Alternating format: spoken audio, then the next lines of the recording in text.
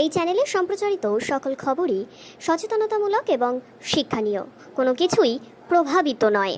আজ কলকাতার কালীঘাটের ডাক ডাকলেন অনুব্রত মণ্ডল জেল থেকে বেরোনোর পর প্রথমবার মমতার মুখোমুখি হবেন। তিনি প্রিয় অনুব্রতকে কি বার্তা দেবেন সেদিকেই কিন্তু বর্তমানে সকলের নজর। এবার জেল থেকে বেরোনোর পর অনুব্রত মণ্ডল ওরফে কেষ্ট তিনি কিন্তু মুখ্যমন্ত্রী মমতা ব্যানার্জির সঙ্গে দেখা করতে যাচ্ছেন তারই ডাকে।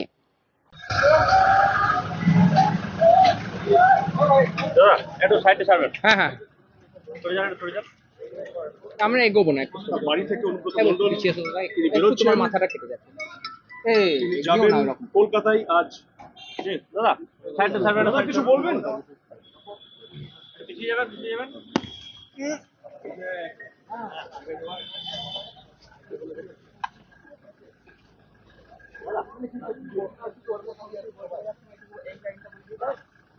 আজকে কলকাতায় মিটিং আছে, মিটিং এ যাচ্ছি।